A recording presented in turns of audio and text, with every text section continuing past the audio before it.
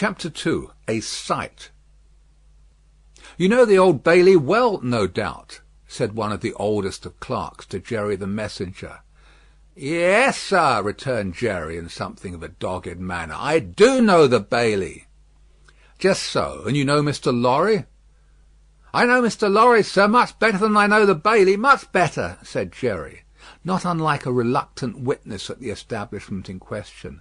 "Then I, as an honest tradesman, wish to know the Bailey." "Very well. Find the door where the witnesses go in, and show the doorkeeper this note for Mr. Lorry. He will then let you in." "Into the court, sir?" "Into the court."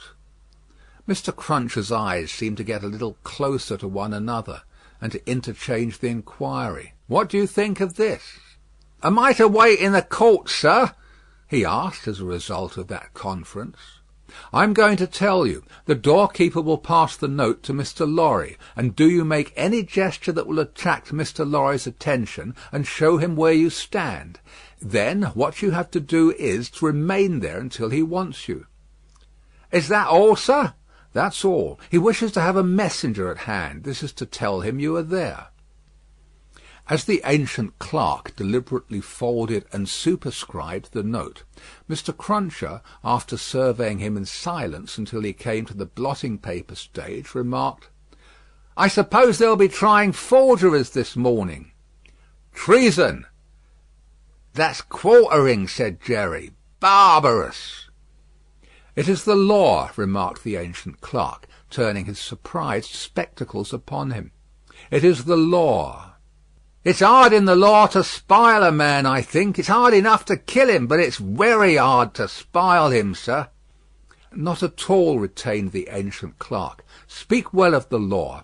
Take care of your chest and voice, my good friend, and leave the law to take care of itself. I give you that advice." "It's the damp, sir, what settles on my chest and voice," said Jerry. "I leave you to judge what a damp way of earning a living mine is." "Well, well," said the old clerk, "we all have our various ways of gaining a livelihood. Some of us have damp ways, and some of us have dry ways. Here is the letter. Go along." Jerry took the letter, and remarking to himself with less internal deference than he made an outward show of, "You're a lean old one, too," made his bow, informed his son, in passing, of his destination, and went his way.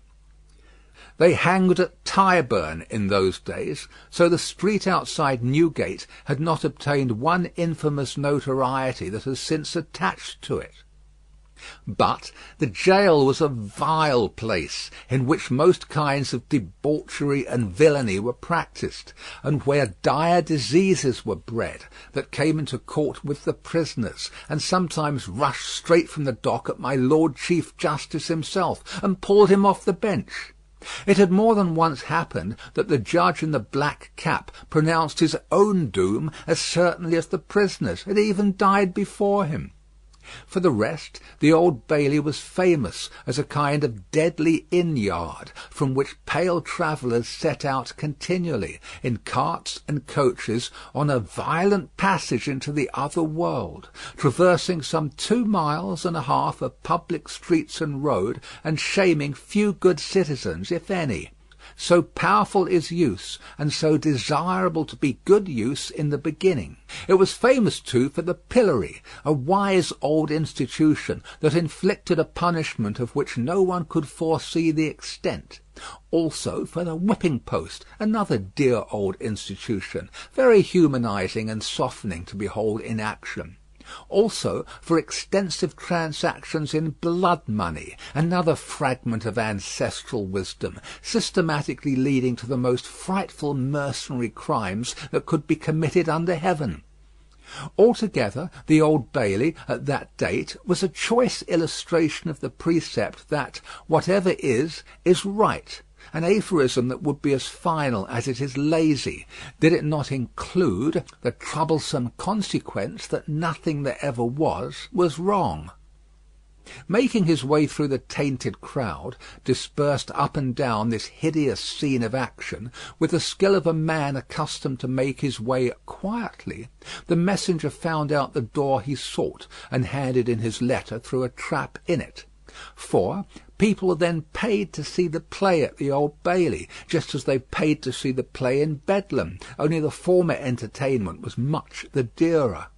Therefore all the Old Bailey doors were well guarded, except indeed the social doors by which the criminals got there, and those were always left wide open.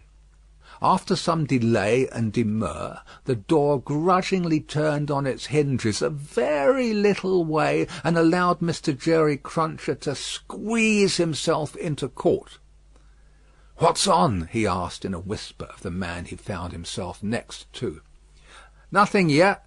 What's coming on? The treason case, the quartering one, eh?" "Ah," returned the man with a relish. "He'll be drawn on a hurdle to be half hanged, and then he'll be taken down and sliced before his own face, and then his inside will be taken out and burnt while he looks on, and then his head will be chopped off, and he'll be cut into quarters. That's the sentence."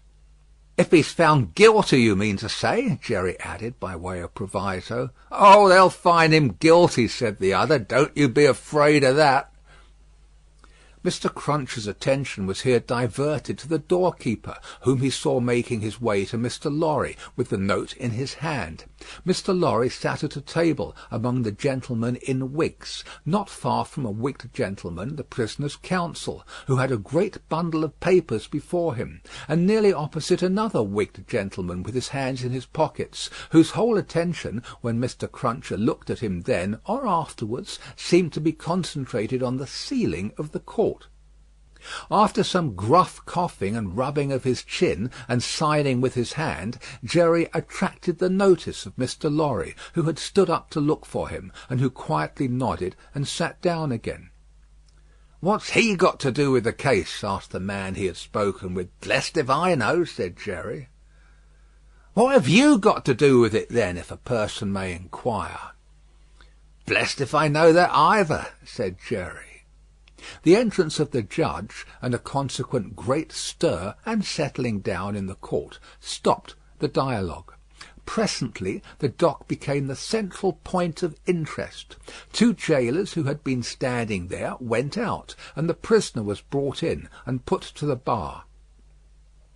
Everybody present, except the one wigged gentleman who looked at the ceiling, stared at him. All the human breath in the place rolled at him, like a sea or a wind or a fire.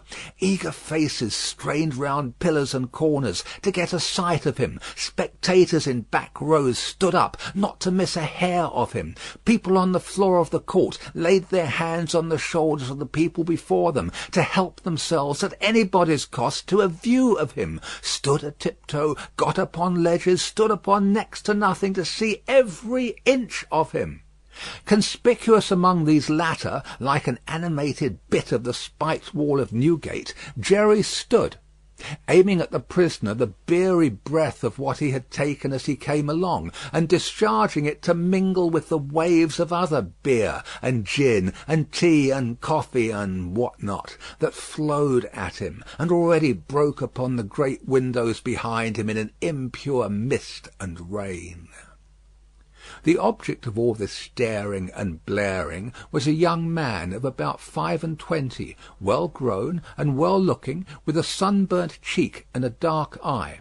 His condition was that of a young gentleman. He was plainly dressed in black, or very dark grey, and his hair, which was long and dark, was gathered in a ribbon at the back of his neck, more to be out of his way than for ornament.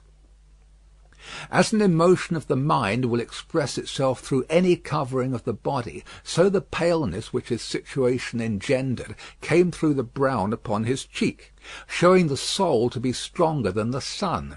He was otherwise quite self-possessed, bowed to the judge, and stood quiet. The sort of interest with which this man was stared and breathed at was not a sort that elevated humanity. Had he stood in peril of a less horrible sentence, had there been a chance of any one of its savage details being spared, by just so much would he have lost in his fascination. The form that was to be doomed to be so shamefully mangled was the sight. The immortal creature that was to be so butchered and torn asunder yielded the sensation. Whatever gloss the various spectators put upon the interest, according to their several arts and powers of self-deceit, the interest was, at the root of it, ogreish. "Silence in the court!" Charles Darnay had yesterday pleaded not guilty to an indictment denouncing him, with infinite jingle and jangle, for that he was a false traitor to our serene, illustrious, excellent, and so forth, Prince, our Lord the King, by reason of his having, on divers occasions and by divers means and ways, assisted Louis, the French King, in his wars against our said serene, illustrious, excellent, and so forth. That was to say, by coming and going between the dominions of our said serene, illustrious, excellent, and so forth, and those of the said French Louis, and wickedly, falsely, traitorously, and otherwise evil adverbiously revealing to the said French Louis what forces our said serene, illustrious, excellent, and so forth, had in preparation to send to Canada and North America. This much Jerry, with his head becoming more and more spiky as the law terms bristled it, made out with huge satisfaction, and so arrived circuitously at the understanding that the aforesaid, and over again aforesaid, Charles Darnay stood there before him upon his trial, that the jury was swearing in, and that Mr. Attorney General was making ready to speak. The accused, who was, and who knew he was, being mentally hanged, beheaded, and quartered by everybody there, neither flinched from the situation nor assumed any theatrical air in it. He was quiet and attentive, watched the opening proceedings with a grave interest, and stood with his hands resting on a slab of wood before him, so composedly that they had not displaced a leaf of the herbs with which it was strewn. The court was all bestrewn with herbs and sprinkled with vinegar, as a precaution against jail air and jail fever. Over the prisoner's head there was a mirror to throw the light down upon him. Crowds of the wicked and the wretched had been reflected in it, and had passed from its surface and this earth's together. Haunted in a most ghastly manner that abominable place would have been, if the glass could ever have rendered back its reflections, as the ocean is one day to give up its dead. Some passing thought of the infamy and disgrace for which it had been reserved may have struck the prisoner's mind. Be that as it may, a change in his position making him conscious of a bar of light across his face, he looked up, and when he saw the glass his face flushed, and his right hand pushed the herbs away.